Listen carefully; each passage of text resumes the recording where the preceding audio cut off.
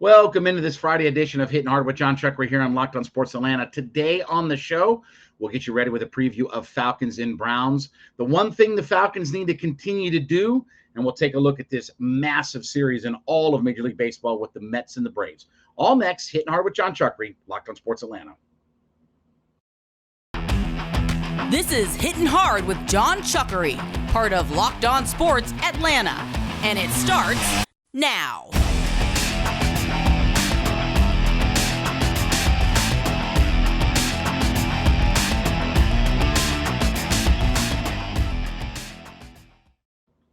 Hittin Hard is brought to you by Bet Online, and we ask you to head to youtube.com, put Locked on Sports Atlanta in the search browser, hit that subscribe button when you find us a page, hit the comment button as well, leave us some thoughts there. Of course, we're free and available all your favorite podcast platforms, including Spotify, Odyssey. Download us for free, leave us a 5-star review. Amazon, Fire, and Roku. I want you to check us out on those platforms. Put that Roku app on your device and check us out there. And, of course, follow me at JMCH316. Well, look, it's good to come back home with a win as Falcons and Browns will hook up at 1 o'clock on Sunday at Mercedes Benz Stadium. And we've talked about the fact that, take away the victory in London last year, the Falcons are 6-18 in their last 24 games at Mercedes Benz Stadium, right? Things have to change for this team at home. And obviously, this game has a lot about what's going to happen on the ground.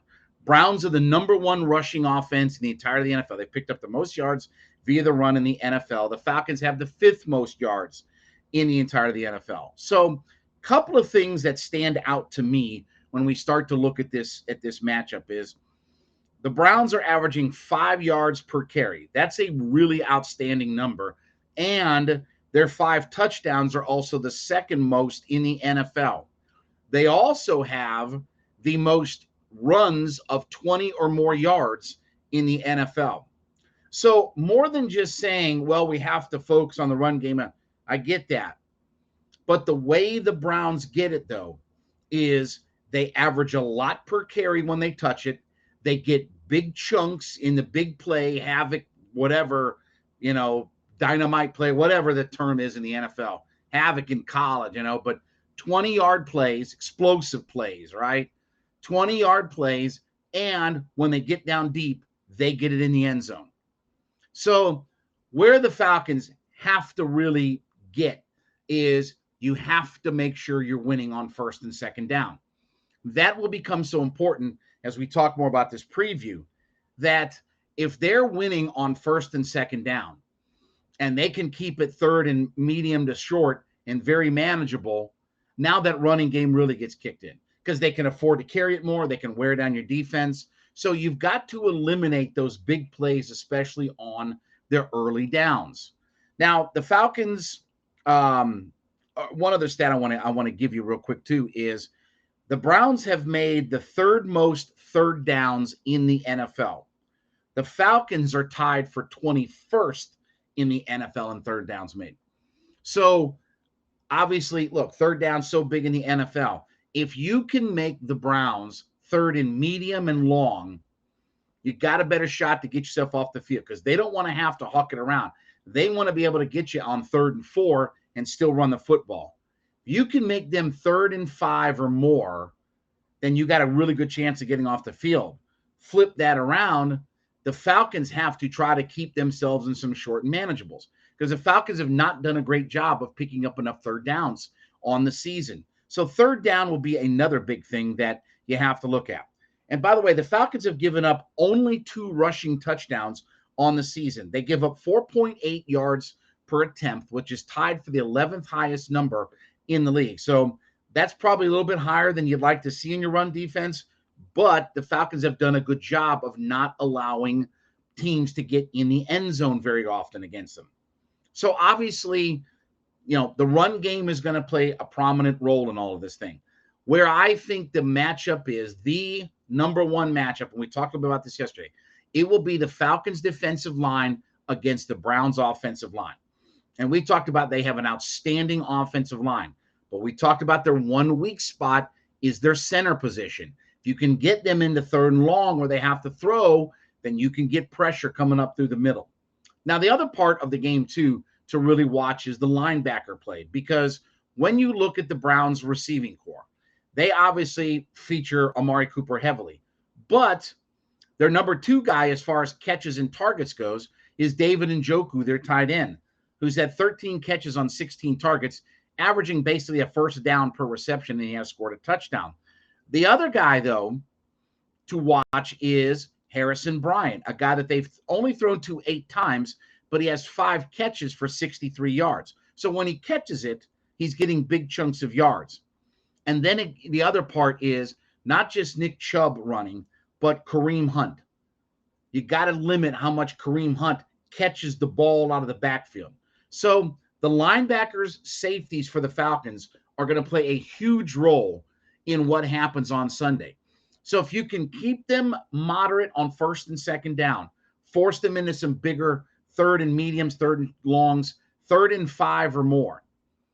And you have to pay attention in the passing game because of Njoku, because of Kareem Hunt, because of Harrison Bryant. You have to keep your eyes open. This is where your safeties and your linebackers are going to be have to be good in coverage. If you can force them to have to throw the football, they're going to look at more than Amari Cooper. I feel like whether it's Casey Hayward, most likely A.J. Terrell, obviously, I feel like they can match up with their wide receivers. Okay? The tight ends and the other running back, Kareem Hunt, that's what scares me, is all of those guys catching the football out of the backfield. So, look, I think that this is a really good test for the Atlanta Falcons. I think that there is definitely a chance that the Falcons can win this game. Now, the recipe has been very simple, okay? Win the line of scrimmage, run the football effectively. You know, that's not a wild football philosophy. And when you do that, you're in every game with a chance to win. Even when you got blown out, in the first half by the Rams, controlling the line of scrimmage, running the football effectively keeps you in NFL games. And it gives you a chance to come back. And the Falcons did that against the Rams. Ultimately didn't win. And then, of course, the tough loss, opening week against the Saints. But control the line of scrimmage. If the Falcons' defensive line can control what the Browns' offensive line is able to do, then the Falcons have a real shot in this game. Because I think the Falcons will find some success. No matter whether Clowney, Garrett, whoever plays, that I still think the Falcons, their philosophy is going to be, let's run the football, let's keep our identity. It's not fancy what the Falcons want to do. Run the football, play good along the line of scrimmage. Now, that's easier said than done in the NFL, but certainly if you look at how you go about trying to win the game on Sunday, you can control the line of scrimmage and you can run the football effectively and move the chains in short yardage. The Falcons will be right there. Now then it comes to, can our quarterback make a play? Can our defense make a play? I think this will be a high-scoring game. I think that's one of the things that is, if you look at both these teams, they both average, I think, over 25 points a game. I expect it to be high-scoring. That's going to be led by the run. But if the Falcons can find a way to stop them on first and second down or make sure that they don't get big chunks of yardage from their tight ends and running back in the passing game, Falcons will be right there. All right, one stat for the Falcons that has to keep going in the right direction. We'll talk about that next. But I want to talk about my friends over at Bet Online.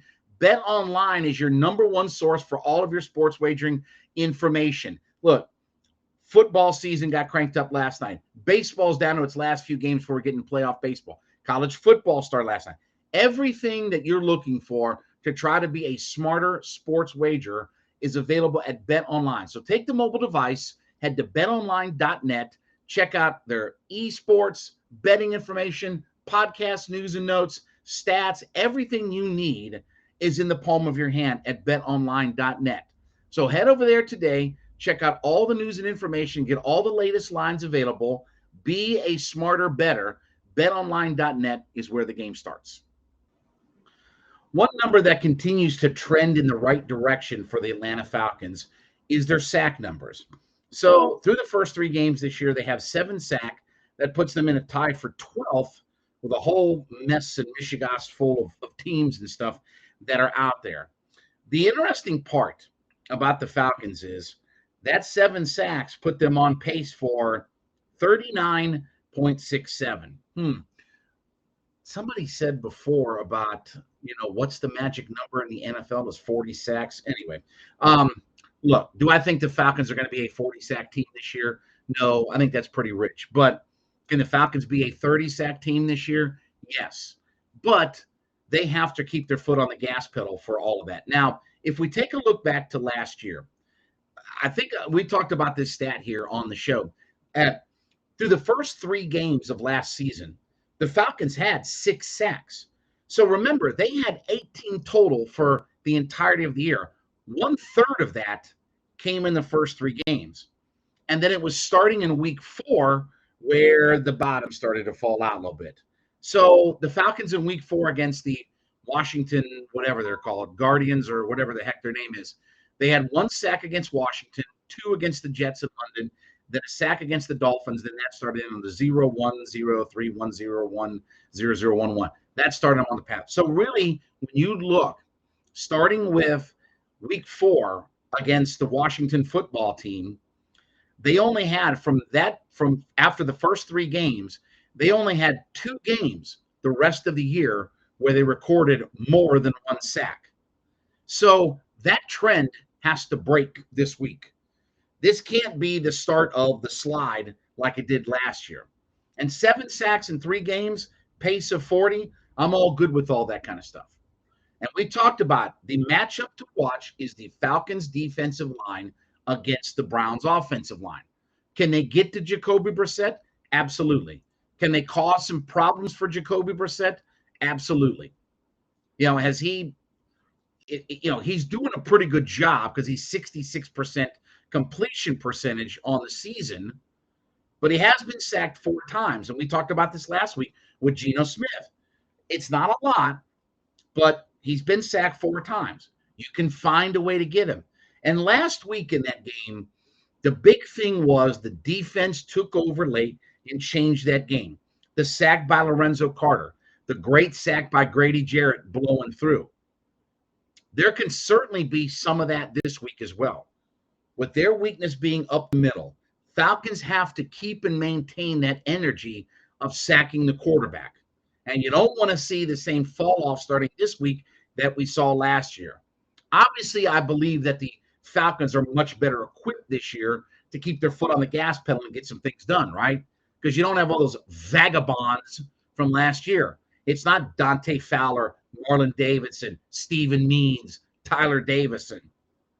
All those guys that couldn't make a play for you at all, causing Grady to have to get triple teamed. Those guys are not playing anymore, and you've got some new blood and new personnel in there that's helping get some things done. So, look, I don't care what anybody tells you. Don't be fooled by any insider nonsense, whatever like that. Don't get mixed up in any folderol of what somebody tells you. Sacks are important in the NFL. When you can change down and distance in the NFL, that's where your defense can win. 3rd and 4 versus 3rd and 14 is huge in the NFL. And teams that are good on managing their 3rd downs and converting lots of 3rd downs, it's no coincidence that those are some of all the best teams in the NFL. So I want to see the Falcons keep their foot on the gas pedal. Dean Pease spoke specifically this week about the idea of they have to find a way to also be able to get home with 4, right?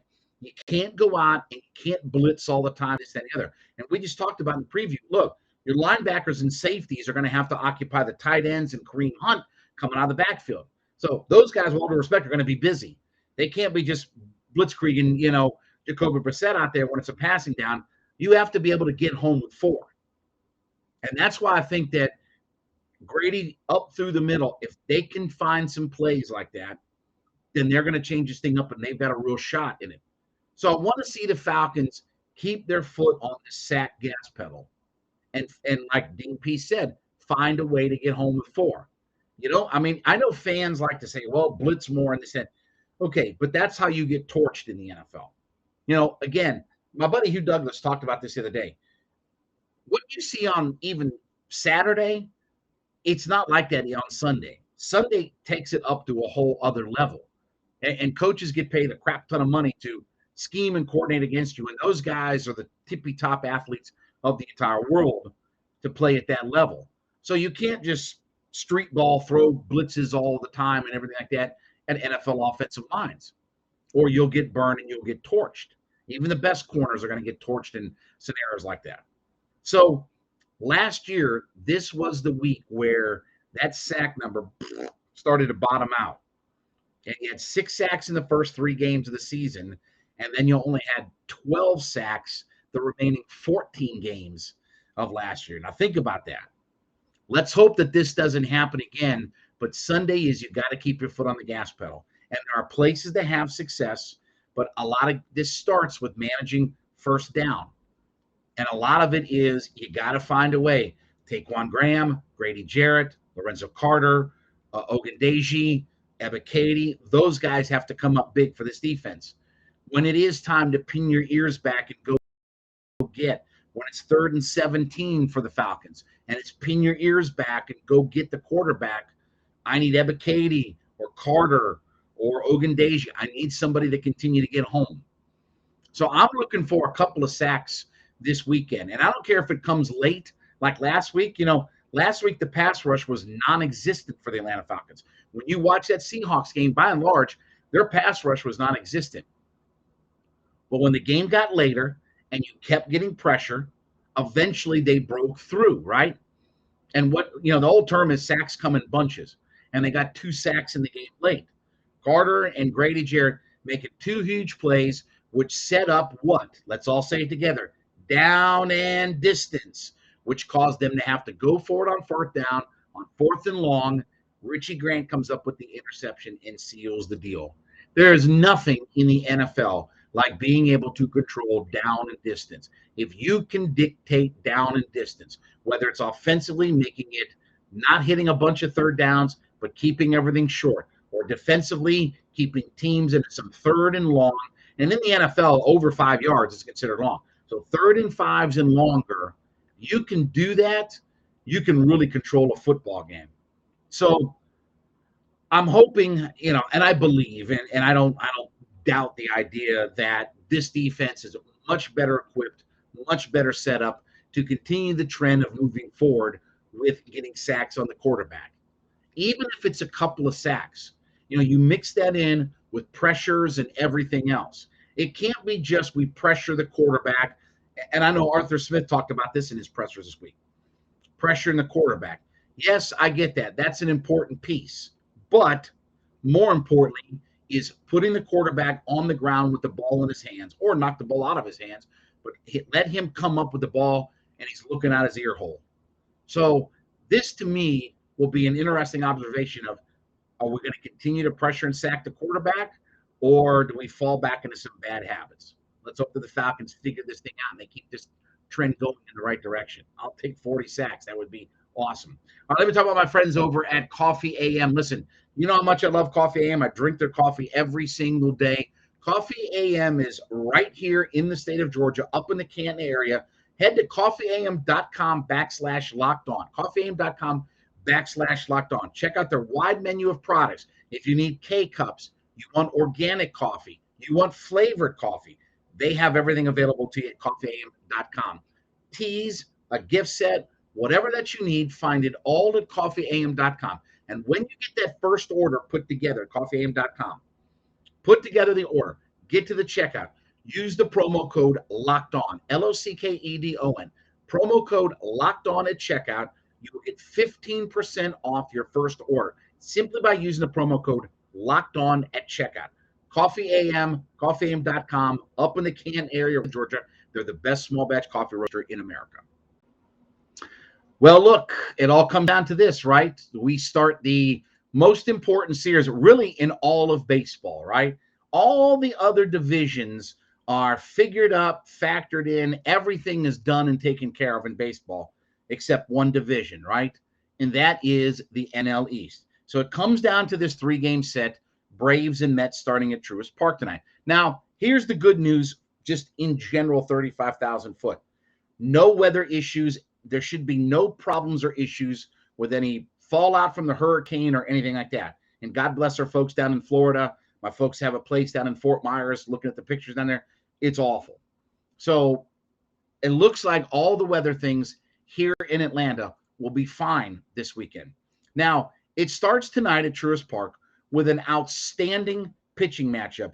Jacob deGrom, and they've moved him around to pitch on Friday, takes on Max Fried. So here again, we're ace on ace. This is a number one start. This is a game one of any round of the playoffs. Max Fried versus Jacob deGrom, the guy who's been the multi-time Cy Young winner the last couple of years, against the best left-hander in baseball. Everything you could want and ask for. Now, a couple of things about this matchup. And by the way, too, as we look ahead and peek ahead in the rest of the series, and by the way, two of the other games are going to be on national television. Max Scherzer, Kyle Wright. Okay, here's the old guard Cy Young guy against the new guy with the 20 wins on the season. And then, of course, Chris Bassett versus Charlie Morton in the final of the three. And ESPN's got one game. Fox has got the national. This is the only playoff race that's still going on in baseball. Now, a couple of thoughts about all of this. I mean, obviously, the Braves at this point have to sweep. They pretty much have to run the table the final 6 games. They have to pretty much go 6-0 in the final games to win the division because the Mets have the tiebreaker. Losing a game to the Mets is pretty much going to be the death knell for the division. It means they'll probably play the Padres, I believe it is, coming up in the first round of the playoffs and things like that. You feel good because they beat deGrom last time, right? So you feel good hump last time, and you feel like you can make some hay against it. Not saying that you can, not saying you're going to score 5 or 6 runs on deGrom, but you feel like you can break through and you can win against him. It doesn't feel like he's the complete boogeyman right now, right? Tell you who I think is the key in this series. I think it's Ronald Acuna. I think it's the top of that order. Those guys create all of the havoc and mayhem. And we talked yesterday on the show. I want to see Michael Harris stay at the top of the order. With deGrom and Scherzer, I want to see Michael Harris hit third. Do I think that he will? Probably not. But can I tell you, I want Ronnie, Dansby, Harris, 1, 2, 3 in that order. I want to create havoc where I get 1 or 2 of those guys on, and now it's, creating havoc on the base paths. Move a guy here, running here, ball to the wall, scores a guy from first. I need those havoc plays off my guys running around the bases. So to me, the key about this series is going to be the top of that order, and especially Ronnie, who, look, he's up, he's down, he's hurt, he's not, he's sore, he's tired, he's this, he's that, whatever like that. If you have to run Ronnie out there at DH to give him a break and give his legs a break out in right field, give him a break, let him DH. I just want to make sure he's healthy, ready to go for this series. Do I think that the Braves can win 3 games against the Mets? Yes, I think they can sweep the Mets. Will they? I don't know. That's what you go on the field and play the games for. But it's not impossible to think that a team with whatever, what do the Braves have, 98 wins or whatever it is, it's not impossible to think that they can go out and beat the Mets in 3 straight. But I think Ronnie is the key in this series, getting him going. And then can you get Riley and Olsen with a clutch hit? Give me against the right-handers, Ronnie, Dansby, Harris. Set it up, and then let Riley and Olsen clean up some of the mess, havoc on the base paths. Let those guys clean up everybody on the base paths. This is going to be a fun series. This is what everything comes down to. I really wish the schedule makers in baseball would have been a little bit smarter to schedule this series as the last series of the year. Because here's the thing. While I understand you can't know what the teams are going to be in this and the other, you certainly know that the Miami Marlins are god-awful. You certainly know that the Nationals are the disgrace in baseball. Oakland and Washington are the 2 disgraceful franchises in baseball right now. They're both god-awful, dreadful, pond scum, scuzzbucket franchises, and the Marlins are nipping right on their heels. So you had to know that those teams are god-awful. Let them play each other. Have something that involves the Mets and Phillies and Braves. Again, I would have understood Mets and Phillies as the final series, or Braves and Philly as the final series. I would have understand that. But the Braves are going to play the Marlins and the Mets are going to play the Nationals? Who came up with that system? So, unfortunately, we're not going to get that as a winner-take-all to end the season in the division and things like that. But get me on base early. Get to deGrom and Scherzer early on. They've set their rotation up to put their top guys against it. Because they understand, too. Look, The Mets want to win the division and avoid wild card, things like that. And I think the Mets, if they win the division, will also avoid the Braves until, I think the championship series. Because I think the wild card, and then I think the Braves would face the Dodgers after that. So the Mets have done everything they can to try to set their rotation up to make sure. But if they can find a way to break through against DeGrom tonight, it's not going to be easy. DeGrom, Scherzer, Bassett, not going to be easy. But start with Ronnie, get him on base, give me Dansby, give me Michael Harris in that 3-hole with the right-handers on the mound. Let those guys run around and wreak havoc on the base pass. And then let Riley, Olsen, whatever, Ozuna, Contreras, d'Arnaud, let those guys clean it up from there. Then whatever I get from the bottom of my order, I get from the bottom of my order. And I will tell you this too, Diaz is going to see a lot of action in this. He's not pitched a whole lot lately. They give him some work the other day. I think it was in a non-save situation because they haven't used him a whole lot. And I don't think it's coincidence that they haven't used him a whole lot. Now, maybe they haven't been in as many save situation games and things like that, but I don't think it's also coincidence that they haven't burned him out here lately. I expect Diaz, and they'll play the music and all that good stuff that goes along with it. I expect to see him even in the 8th inning. If it's a game, let's say it's 4-3 in the 8th, I expect Diaz will even be used in the 8th inning. So this is going to be played just like a playoff series. Everything tightens down. And when things tighten down, you need base runners and speed. That's why Ronnie's going to be the key. Ronnie, Dansby, Harris. Give me that matchup right at the top of the order. Find a way to break through tonight. Not going to be easy, but you got your main man, Max Fried, on the mound tonight. I need him to be the best lefty in baseball tonight. This is going to be fun. It's the last playoff. It's the last division, I guess, should say, last division that has to be decided in Major League Baseball. So it all cranks up tonight. Going to be a raucous crowd of tourists and no weather issues. Looks like we're all past all of those things. All right, we thank you so much for making Hittin' Hard with Jon Chuckery your first listen every day. Make ATL Day Ones your second listen every day as my friends Jarvis Davis and Nitro Batiste talk about all things in the heart of the city of Atlanta. They're free and available on our YouTube page at Locked On Sports Atlanta. Hit the subscribe button. We're over 4,000 folks there now. Leave us a comment. We are free and available to download on all of your favorite podcast platforms, including Spotify and Odyssey. Leave us a 5-star review there. And want to make sure, Amazon Fire, Roku, you can check us out on both of those platforms now. We're now available on all of those. So put the Roku app on your device today. Check us out there. And, of course, follow me at JMCH316. Have a great weekend. We'll be back Monday. We'll recap everything in the world that was Atlanta sports. Hittin' Hard with Jon Chuckery, Locked On Sports Atlanta.